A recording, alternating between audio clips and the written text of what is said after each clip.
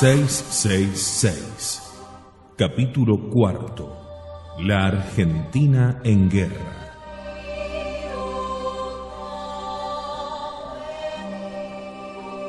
El bando del general, convocando a la lucha contra el invasor, provocó la rebelión de los demagogos. Los anarcomarxistas no tenían más Dios que la soberanía del pueblo, ni más templos que los comités.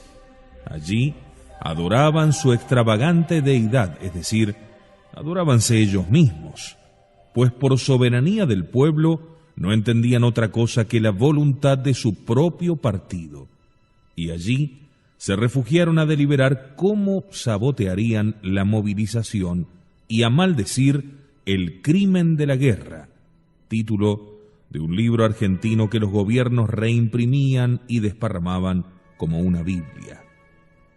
Cuando los marxistas no tenían libertad de robar, matar ni incendiar, pronunciaban discursos humanitarios renegando de toda violencia. Durante 20 años, Misia Hilda había fomentado a los oradores de comité, distribuyendo millones de marxes para alimentarlos, mientras aprendían a discursear, y centenares de bancas de diputados para que ejercitaran su arte. Así llegó el país a contar con los mejores oradores del mundo. Era un orgullo nacional saber que sus discursos podían oírse hasta en la luna, y que no bien los oyentes universales captaban por radio el tonillo esperanto arrabalero de los oradores porteños, estrangulaban presurosos todas las demás voces y se entregaban con deleite a esa onda. Qué bien hablábamos los argentinos de 1996 cuando se nos vino la guerra con Chile. Al cabo de 4 días de discursos, los enemigos de la defensa nacional advirtieron que casi todos los periódicos se habían puesto al servicio de la bota militar, es decir, del nuevo gobierno. Indignados por ello y no queriendo morir acorralados en sus 10.000 comités, se echaron a la calle proclamando la guerra civil y el exterminio de los periodistas. Los pueblos no serán libres hasta que el último comedor de semillas de girasol no sea ahorcado con las tripas del último cagatinta, proclamó uno de los oradores, remedando aquella histórica barbaridad de D'Alembert. Y ardió Buenos Aires, ardió por las 4 puntas, y se comprobó la triste verdad de que la nación estaba espiritualmente dividida y que era llegada su hora, conforme a la sentencia evangélica: todo reino dividido contra sí mismo, desolado será. Existían en el país 3 partidos enemigos a muerte: los anarcomarxistas, los judíos y los nacionalistas. Primero los anarcomarxistas, en su mayoría inmigrantes venidos de otras naciones, atraídos por la suprema perfección de las leyes argentinas, que no hacían diferencias entre un criollo y un extranjero. El inmigrante llegado ayer hoy podía ser elegido presidente de la nación. El único privilegio reservado a los argentinos de nacimiento era el honor de hacerse matar defendiendo a su patria. Se comprendía que a un extranjero le horrorizase morir por un país que no era el suyo, y se lo eximía de ese riesgo. A los anarcomarxistas les horrorizaba la guerra, o el crimen de la guerra, pero solo cuando la guerra era en defensa de la nación y se hacía por jefes disciplinados que fusilaban sin asco a los desertores y a los pistoleros. En cuanto a la guerra civil que obstruía los servicios públicos, volaba los mejores edificios, saqueaba los bancos, abría las cárceles soltando a ladrones y asesinos, incendiaba, violaba y mataba, esa les parecía sacrosanta. Era, decían, la justicia del pueblo. En segundo lugar, estaban los judíos, de los que solo habían quedado 3 millones. Todavía eran fuertes por las secretas organizaciones de sus caales y sus inagotables recursos financieros. En tercer lugar, estaban los nacionalistas, que habían vivido ocultos preparándose para las grandes batallas de la patria y de Dios. No eran muchos en comparación con los otros. No más de 200.000 nombres estaban anotados en sus sigilosos registros. ¿Cómo pues lucharían contra 20 millones? En la Biblia, los pocos soldados de Judas Macabeo, viendo avanzar el formidable ejército del rey de Siria, se preguntaban lo mismo: ¿cómo podremos nosotros, que somos tan escasos, combatir contra una multitud tan poderosa? Y el Macabeo les respondió: no hay diferencia para Dios entre salvar con muchos o con pocos, porque la victoria en la guerra no está en el número de los combatientes, sino que del cielo viene la fuerza. Ya no se trataba de ganar elecciones, único terreno donde el mayor número, cualquiera sea la calidad, significa todo el derecho y la razón. Para los nacionalistas, 1000 túnicas valían menos que una espada y 1000 votos menos que una túnica. Una espada pues valía para ellos más que 1.000.000 de votos. El populacho rojo se horripilaba de esta horrenda aritmética de acero. La urna electoral era su arca de alianza. Todos, hombres, mujeres, niños desde los 7 años, criollos o extranjeros, libres o encarcelados, gozaban del más sacrosanto de los derechos humanos, el verdadero rasgo distintivo del hombre en la escala zoológica, la facultad de votar, elegir y ser elegidos. Pero en verdad que una nación tan rica en estadistas resultaba muy difícil de gobernar. Trataremos de explicarlo. Si el gobierno ha de ser una realidad viva y fuerte y no un armatoste que el primer choque desbarate, los pueblos no pueden ser gobernados sino por personas cuyo derecho a mandar se funde en alguna superioridad indiscutible. No bien empieza a discutirse por qué gobierna aquel y no éste, se descuaja el fundamento de la obediencia. Y cuando la única razón del gobierno de aquel es la mayoría, a cada instante se lo puede poner en discusión, porque las mayorías son la cosa más inestable del mundo, y ese hombre pudo tenerla ayer, pero pudo haberla perdido hoy. El peor estreptococo en las venas de un pueblo es la doctrina de la igualdad. En la naturaleza no hay dos seres iguales. La naturaleza está dominada por un instinto aristocrático que tiende a la selección de los más aptos y al dominio de los inferiores por los superiores. Y lo prueban con su conducta los más enardecidos declamadores contra los privilegios. No les bastan las infinitas desigualdades que por naturaleza hay entre los hombres y crean otras artificiales que no les repugnan cuando son en provecho de ellos.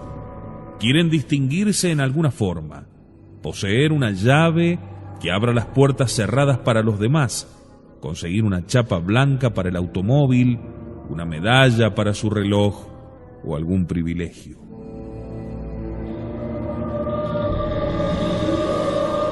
Cuando impera la doctrina de que todos somos iguales, cualquier desigualdad engendra el sentimiento diabólico de la envidia.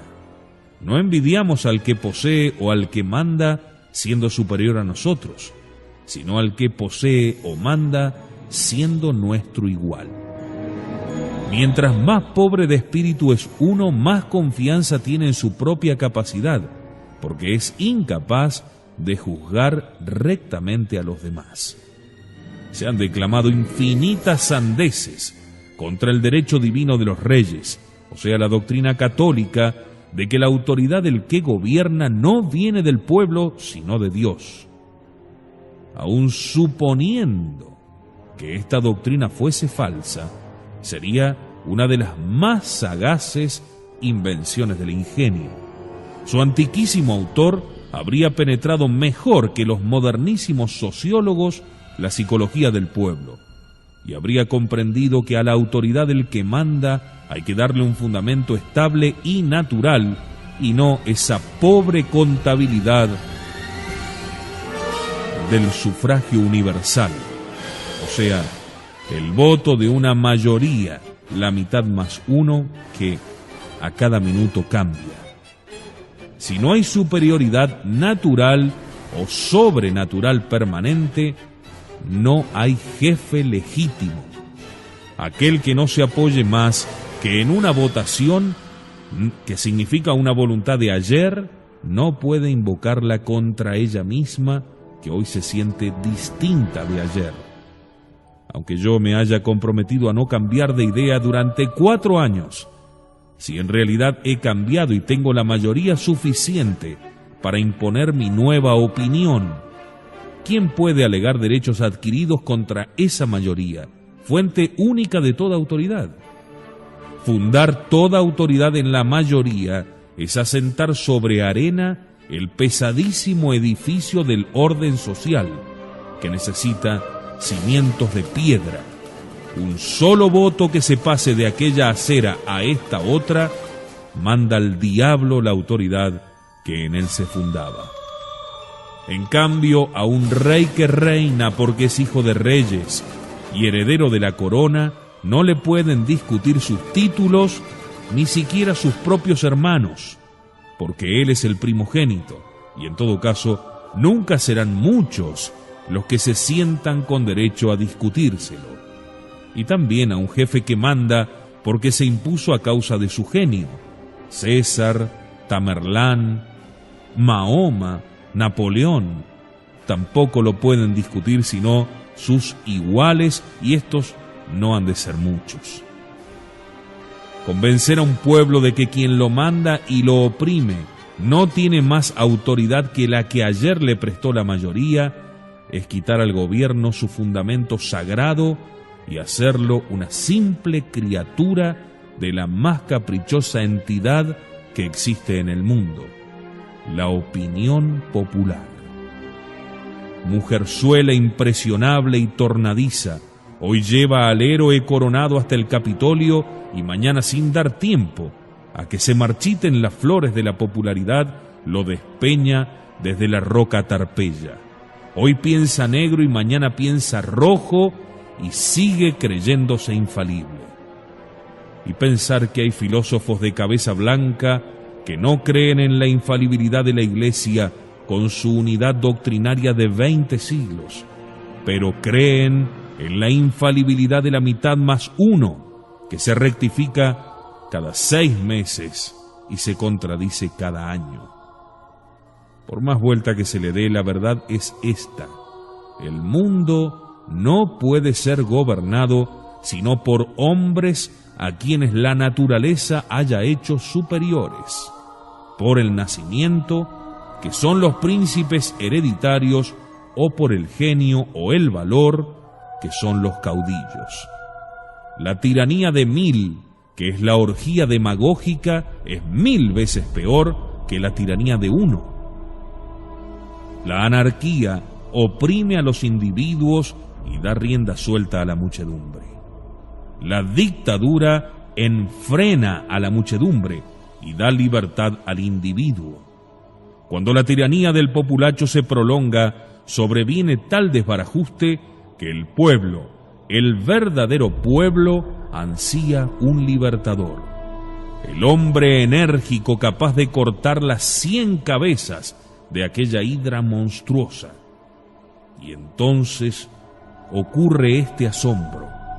El mismo pueblo que antes creía en su propia infalibilidad, ya no piensa en elegir él mismo a ese libertador, porque instintivamente sabe que el producto de todo plebiscito es un ser mediocre, y que lo que se necesita aquí es un ser superior.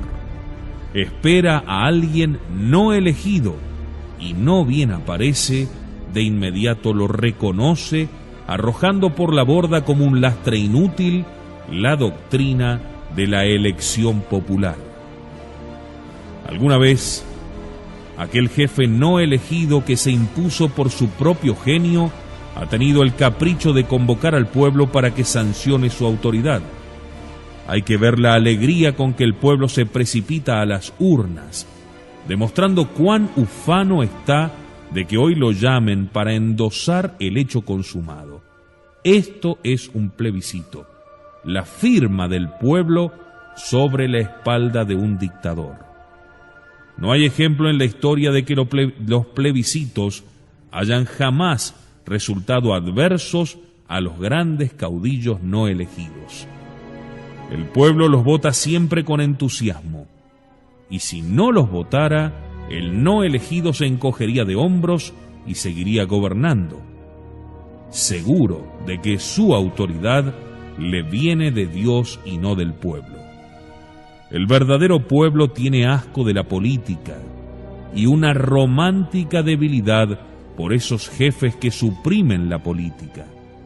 El gran caudillo que no debe su autoridad al comité es siempre un hombre superior, sanea el ambiente y libra al pueblo de los infinitos caciques de barrio, cuyas pequeñas tiranías mortifican más que las complicadas inconstitucionalidades de un rey absoluto. Un grano de arena en el zapato es 1000 veces más fastidioso que un obelisco construido sin ley en medio de una plaza. Y por un obelisco que se erige cada 4 siglos, con deficiencias constitucionales, el cacique de barro me llena de arena los zapatos cada 4 días. Esta larga explicación es necesaria para entender lo que ocurrió después que el general Cabral echó a Misia Hilda de la Casa de Gobierno.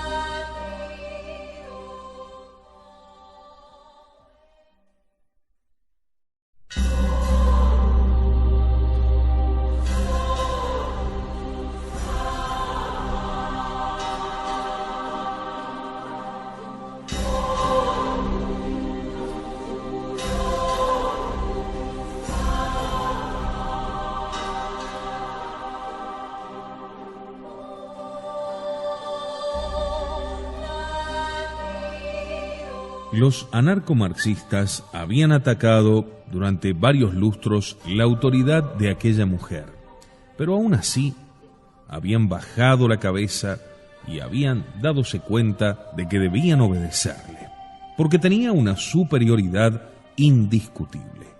Poseía la fortuna más grande del mundo y despilfarraba los marxes en los comités, aunque escatimara los Pancho Sierras en el trato con la servidumbre. Pero cuando Misia Hilda saltó por el balcón, fueron millones los que, estando en condición igual, podían ser elegidos presidente de la República. El grito de nuevas elecciones fue el grito de guerra para imponerse al gobierno. El general no se dejó intimidar, no convocó a elecciones, sino a los cuarteles para defender la patria invadida. «¡Traición a la democracia!», clamaron los anarcomarxistas, que consideraban más sagrado el ir a las urnas que acudir a los campos de batalla. Y pronunciaron centenares de discursos excomulgando el militarismo y colocaron decenas de bombas en los sitios donde se reunían los contingentes que formaban el ejército. Y sucedió lo que antes dijimos, que Buenos Aires ardió por los 4 costados, transformándose en un volcán. El general prefirió abandonar a su suerte aquella Babilonia descastada y corrompida, y puso su esperanza en los campos y en las ciudades pobres. Y no se equivocó. Al toque de los clarines, al estrépito de los camiones blindados y de la caballería, acudían a enrolarse cientos de miles de jóvenes para defender su verdadera patria, que no era para ellos ni Satania, ni Liberia, ni Madagascar. En pocos días, el general habría tenido 1 millón de soldados si todos los que acudieron hubieran sido aptos para manejar las armas. Pero, cuántas decepciones. Más de la mitad de ellos resultaban físicamente inútiles. La salud del pueblo, un tema constante de los demagogos, significaba la salud de los habitantes de las ciudades. El pueblo de la campaña era como la raíz de un gran árbol que nadie veía y en la que nadie pensaba. Solamente las ramas y las hojas atraían las miradas, y aunque el ambiente de los campos era más saludable, la raza de los campesinos, traicionada por los gobiernos de las ciudades, había ido empobreciéndose físicamente.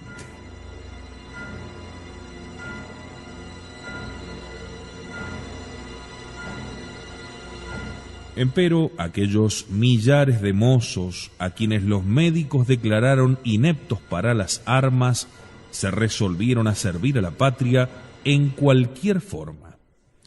En la guerra moderna lucha tanto el aviador de la primera fila como el agricultor que abre el surco a 200 leguas del campo de batalla para alimentar al ejército. Las vueltas de la historia, ¿verdad?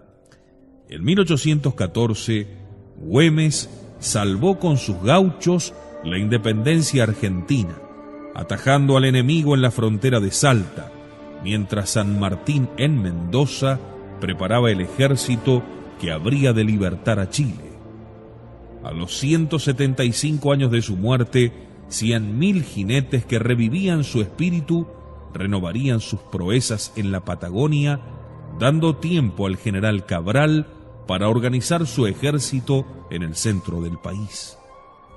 Pero ¿cómo armar a aquellos 100.000 soldados? Los arsenales, consumidos y desnaturalizados, no podían suministrar ni siquiera un cañón, ni una ametralladora, ni siquiera una lanza. La magnífica Escuela de Aviación de Córdoba, donde a mediados del siglo se construían los mejores aviones de guerra, se había convertido en una colosal escuela de danzas y de arte escénico. Volaron las danzarinas de pies ligeros y sus innobles eunucos cuando el coronel Palenque penetró en la escuela con su regimiento de húsares de Pueyrredón, barrió los tinglados y sobre las indecentes decoraciones de los muros clavó sus mapas militares. Córdoba era una región industrial donde ningún obrero podía trabajar más de 10 horas diarias, y puesto que las horas fin del mundo eran la 100ª parte del día, la jornada de un obrero no alcanzaba a 3 horas de las antiguas. De ello resultó que la Argentina quedó tan rezagada industrialmente que a fines del siglo XX su ganadería y su agricultura seguían siendo sus únicas riquezas, como en los tiempos de Conloborco. El general suprimió todos los reglamentos de trabajo e impuso en las industrias disciplina militar. Fábricas y talleres empezaron a producir sin cerrar sus puertas ni de día ni de noche. Al comienzo de la segunda semana de la guerra ya se libró la primera gran batalla. El ejército chileno de la Patagonia, fuerte de 200.000 hombres, encontró a la vanguardia argentina en la margen derecha del Río Negro y la arrolló. Y al 8º día logró instalarse en la margen izquierda. Con esto el rey de Chile dominaba la Patagonia. Tan penosa noticia le llegó al general Cabral en momentos en que atendía a un viejo sabio jesuita alemán, de los que vivían desempeñando secretamente su ministerio. Era el profesor Salomón, que a principios de siglo se ocupó de medicina y realizó admirables descubrimientos. Cuando cumplió 65, él y su esposa renunciaron al mundo y entró cada cual en un convento. El doctor Salomón se hizo jesuita y cantó misa el año mismo en que recrudeció la persecución anticatólica. Sentíase perfectamente sano y capaz de servir a Dios y a las almas en su nuevo ministerio. En La Candelaria, una antigua población de las sierras de Achala, criando ovejas en las anfructuosidades de aquellas serranías, desoladas en verano e inaccesibles en invierno, vivió el doctor Salomón no menos de 30 años. Celebraba misa diariamente e impartía los sacramentos a los paisanos que conservaban su antigua fe. En los entreactos de su ministerio, el doctor Salomón, que proseguía sus laboriosas investigaciones, había logrado producir, como el sabio de Bagdad, una sustancia aisladora de la gravitación universal, que llamó achalita, en homenaje a las montañas de Achala. Era un gas que, al extenderse en capas horizontales, interceptaba esa misteriosa corriente que ejercen los astros, en razón directa de sus masas e inversa del cuadrado de la distancia. La achalita, no obstante ser un fluido imponderable, era elástica e impenetrable como una chapa de acero. Una nube de achalita cubriendo una ciudad la defendería de un bombardeo mejor que una caparazón blindada. Además, el doctor Salomón había descubierto un rayo que disgregaba a distancia inconmensurable el platino y el iridio, con los que se construían los órganos esenciales de los motores fin del mundo. Un avión, un tanque, un barco en movimiento sobre el que caía ese rayo quedaba paralizado, como si de pronto sus bielas, sus ejes, sus cojinetes se hubieran fundido en un solo bloque. El general comprendió la inmensa importancia militar de aquellas invenciones y dispuso que sus ingenieros instalaran usinas para producir en vasta escala el rayo salomónico y la achalita. En pocos días, mientras Buenos Aires ardía en manos de los anarcomarxistas y resonaban los caminos de la Patagonia bajo los ejércitos de Chile, pudo realizarse el primer gran experimento de aquellas invenciones. Se cubrió la ciudad de Córdoba con una nube de achalita y se la sometió a un rudo bombardeo. Desde las colinas que circundaban la vieja capital, los cañones arrojaron sus obuses, que al caer sobre la capa gaseosa rodaban como gotas de mercurio sobre un cristal. A veces estallaban en el aire. Cuando el proyectil, por la fuerza del cañón, llegaba a penetrar en el gas, a la manera de una bala que se entierra en una almohadilla de algodón, se volatilizaba, disgregados sus átomos por la potente carga eléctrica de la achalita. A veces rebotaba semejante a una bolita de cristal que golpea sobre un mármol y desaparece. El doctor Salomón explicó el fenómeno. Lo que ha ocurrido es que el proyectil, aislado por la achalita de la atracción de la Tierra, ha obedecido a la atracción de otra masa, tal vez del Sol, y se ha precipitado hacia ella. ¿Cuánto tardará en llegar a su remoto destino? Sería fácil calcularlo, pero por ahora no nos interesa.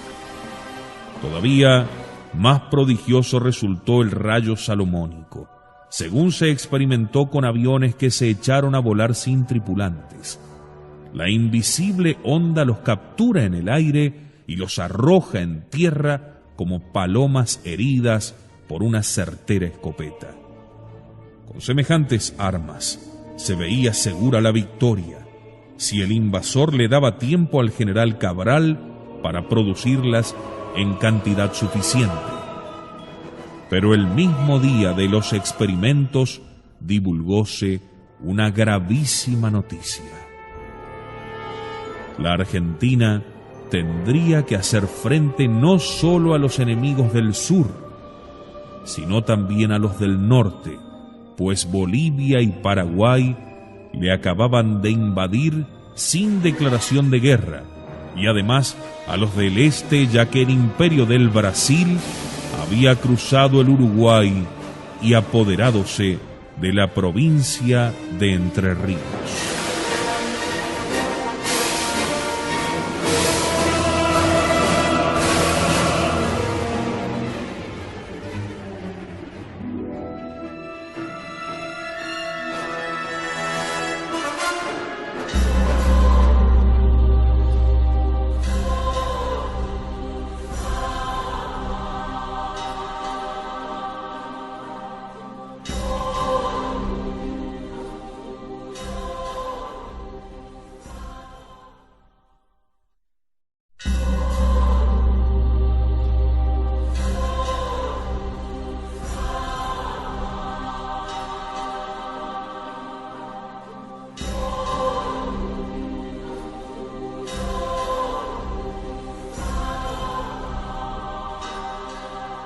...666... Capítulo 5. Simón I.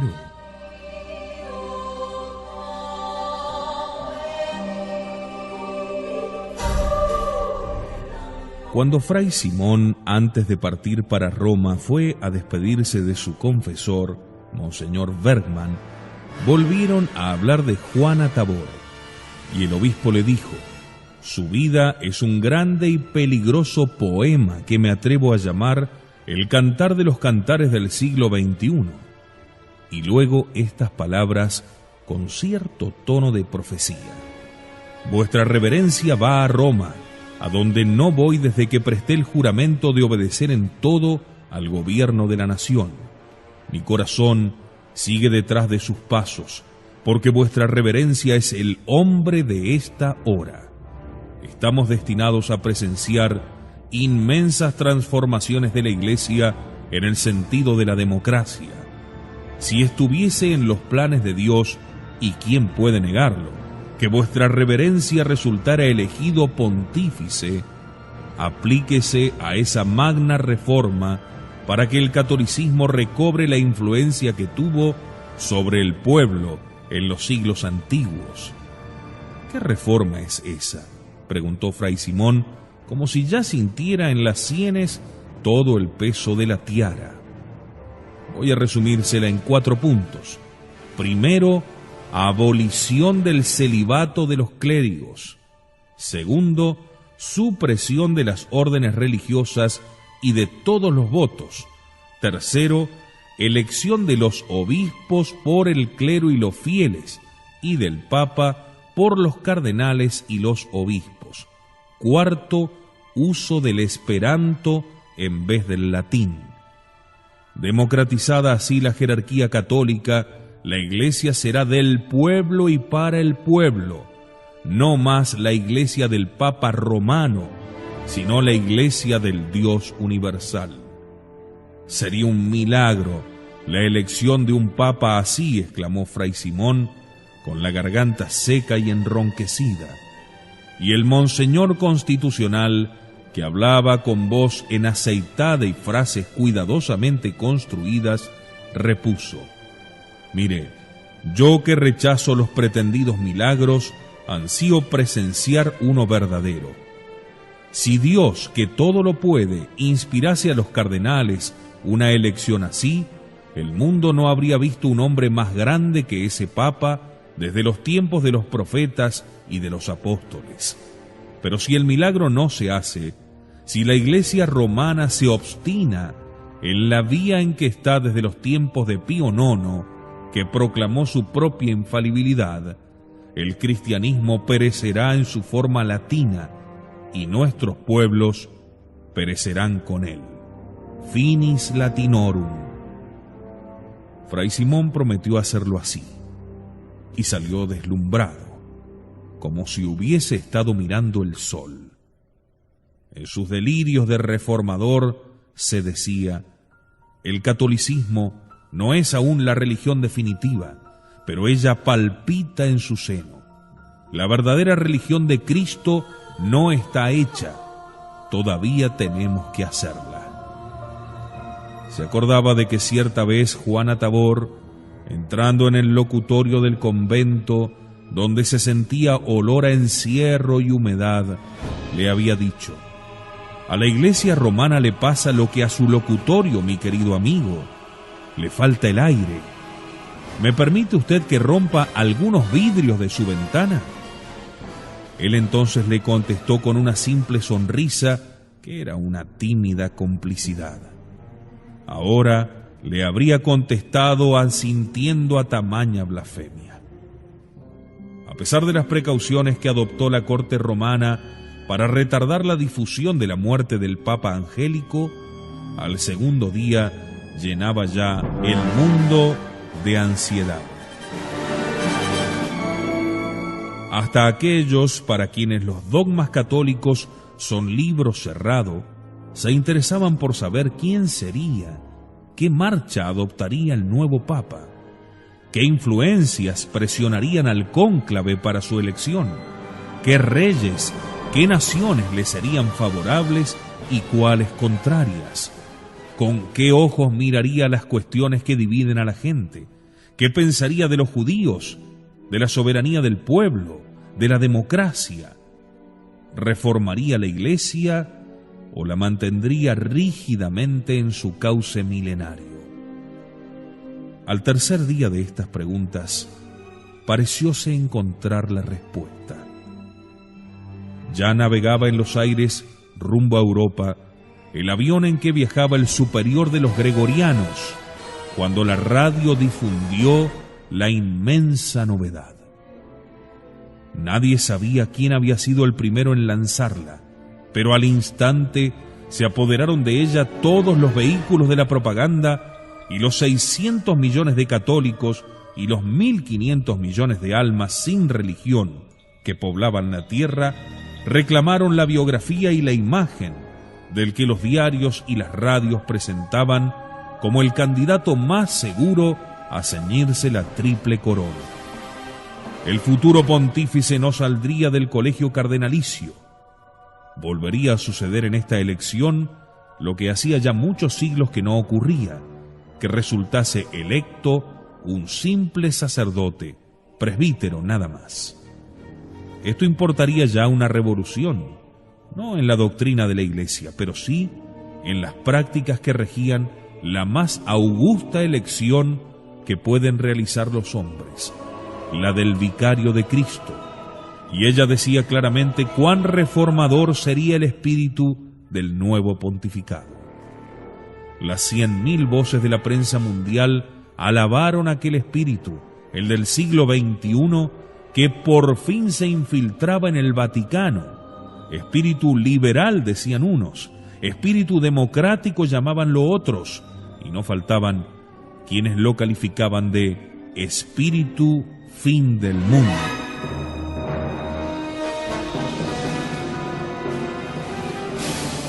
Todas las bocas pronunciaron el nombre del futuro pontífice, Fray Simón de Samaria. Eran muy pocos los que sabían que el superior de los gregorianos viajaba en el avión de Roma, y nadie a bordo paró mientes en el temblor de sus labios cuando la radio lanzó la noticia. Traíase a colación la profecía de San Malaquías, que anuncia con un lema cada uno de los papas que han de sucederse hasta el fin del mundo.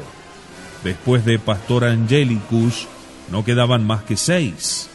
Al próximo, que de un momento a otro saldría del cónclave, le correspondía el lema Pastor et Nauta, pastor y navegante. Parecía entenderse que ese lema anunciaba a un papa llegado de otro continente por arriba de los mares y que habría sido guía o pastor de una orden, calidades que coincidían con las propias del superior de los gregorianos. En la escala que hizo el avión en Río de Janeiro, subieron los 3 cardenales del Brasil, que viajaban también para asistir al cónclave. Fray Simón no se dejó ver de ellos, ni salió de su camarote en lo que restaba del viaje. Conveníale guardar el secreto de su próximo viaje al Vaticano. Cuando el avión aterrizó en uno de los 100 aeródromos romanos, Fray Simón descubrió entre los que esperaban a los viajeros al que había ido por él, Messier Ordiard, un artista encuadernador amigo de los gregorianos en Buenos Aires, instalado en Roma desde hacía años.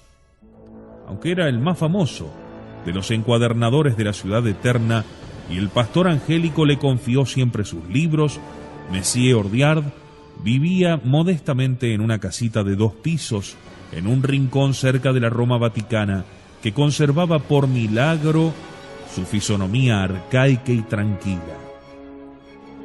Fray Simón le había pedido alojamiento. El buen señor acudió a recibirlo manejando él mismo un viejo automóvil que hacía morir de risa a las gentes, pero del que Messier Ordiard estaba muy ufano porque era un obsequio del difunto Papa. ¿Cuál no sería la sorpresa del noble y honrado artista al saber que su venerado amigo Fray Simón era el más probable candidato a sucesor del pastor angélico?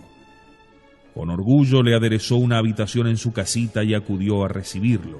Y con qué emoción se sintió estrechado por los fuertes brazos del gran personaje. Fray Simón de Samaría le había advertido que quería guardar el más severo incógnito, y el buen hombre le juró que ni por él, ni por su mujer, ni por ninguno de sus hijos se enteraría nadie del magno suceso.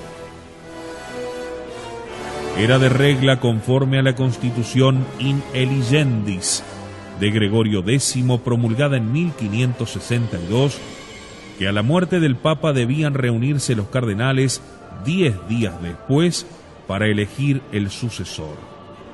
Los funerales del difunto no podían durar más de 9 días.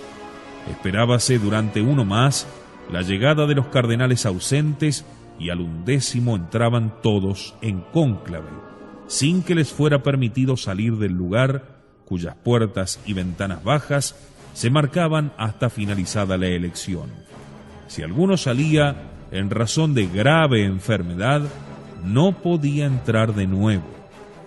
Con esta severidad se quería asegurar la reserva de las deliberaciones y mantener libre a la augusta asamblea de extrañas sugestiones.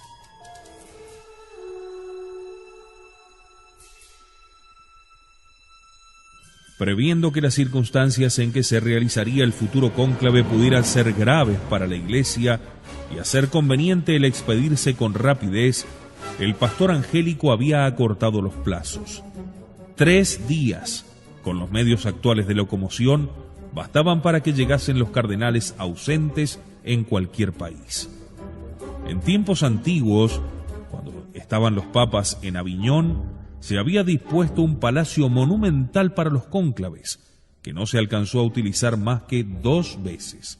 Una para la elección de Gregorio XI, quien trasladó la sede pontificia a Roma, y otra para la del obstinado antipapa Pedro de Luna, Benedicto XIII, elección esta que no reunió más que 4 cardenales.